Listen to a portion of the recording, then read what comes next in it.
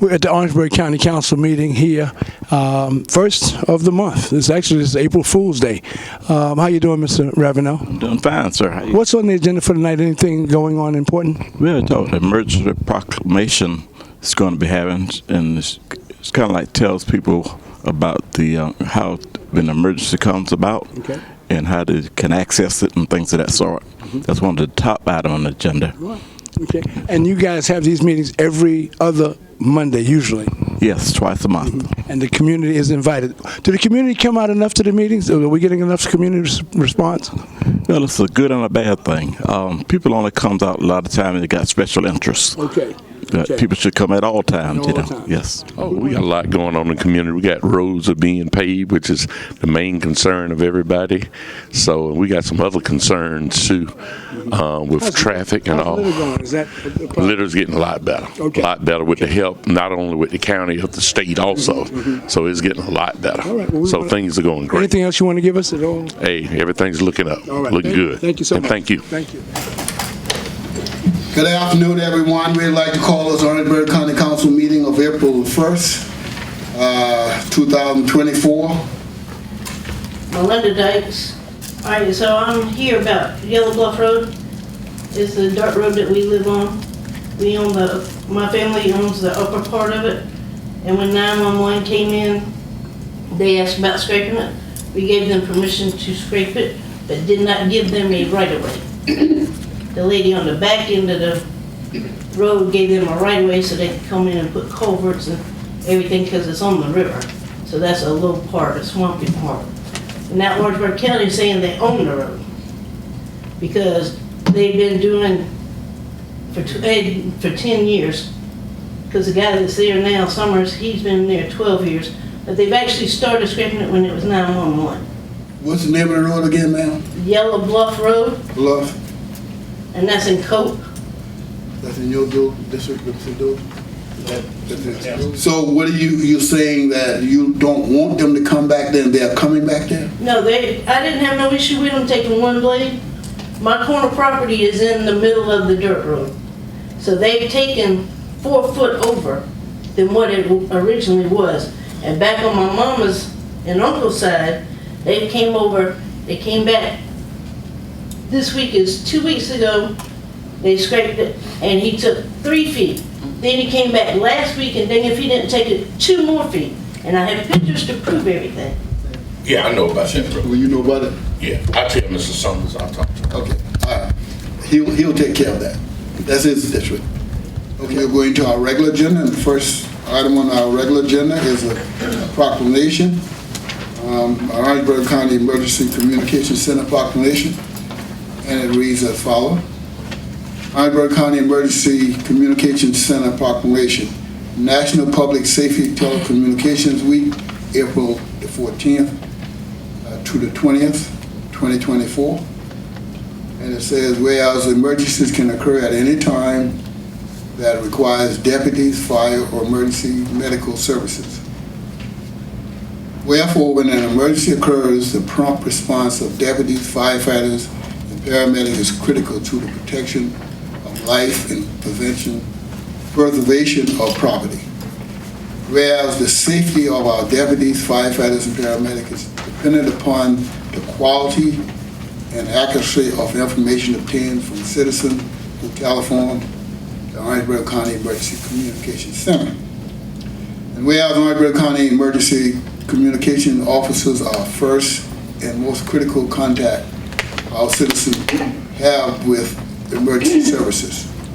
And whereas Orangeburg County Emergency Communication Officers are the single vital link for our deputies, firefighters, and paramedics by monitoring their activities by radio, providing them information, and ensuring their safety. Whereas Orangeburg County Emergency Communication Officers have contributed substantially to the apprehension of criminals, suppressions of fires, and treatment of patients. And whereas each emergency communication officer has exhibited compassion, understanding, and professionalism during the performance of their job in the past year. Therefore, be it resolved that the County of Orangeburg declares the week of April 14th through 20th, 2024 to be National Public Safety Telecommunication Week in honor of the men and women whose diligence and professionalism keep our county and citizens safe. Past this whatever day of April, first day of April 2024, Howard Young, County Administrator, Council members, Johnny Wright Sr., Chair District 1, Johnny Ravenel, Vice Chair District 2, Kenneth McAllister, District 3, Jill Arvin, District 4, Jenny Cooper Smith, Vice District 5, Dolores Frazier, District 6, Lakeisha Walker, District 7, Matess, County and Port Chief Clerk 2, County Council. Moved by Mr. Garvin, second by Ms. Frazier, that we pass the proclamation as read. All in favor, say aye. Aye. Any opposed? Ayes have it. The motion is carried. Words cannot, say how much we appreciate y'all, because nobody really sometimes takes things for granted until you that person lying on the floor or you're in that accident and you're waiting for one of y'all to show up to help. And that's when you can appreciate stuff. It just, sometimes you have to experience it to really know how to appreciate it. So again, we thank you so much for all you do. Thank you, sir. Thank you. This is just sort of a historical note. I've lived here for a long time. I've had to make a few 911 calls. One of them many years ago I had to make when we found my father unresponsive. And I got on the phone, and here I am, such a big girl. When they asked me where I was calling from, I said my daddy's house. Y'all have to deal with the most elemental things because your mind goes in a real emergency. Yeah. I've also had the obligation as county attorney to listen to many 911 calls. And the public isn't always very nice about the 911 calls, and yet it's incumbent upon you to be professional. That is a very hard thing to do, but it saves lives, and I appreciate it, and I know everyone here does. Mr. Chair, Yes, ma'am. I'd like to add something from the law enforcement perspective. Having been a retired law enforcement officer who worked this county under Ms. Jordan, and I just want to say thank you so much, because you all are oftentimes a deciding factor as to whether or not the officers go home to their families. Y'all relay the information that's crucial when you're going into locations with unseen, just relying on what you guys tell us. And you, like Attorney just said, we have to rely on the information that is received. Training and all of that stuff sometimes goes out the window when you're scared. And when you have to hear what y'all are telling us and what we're anticipating when we get there. So just wanted y'all to know that y'all are very valued, greatly appreciated, and like I said, the deciding factor as to officers making it home the next day or at the end of their shift. So thank you so much. Thank you.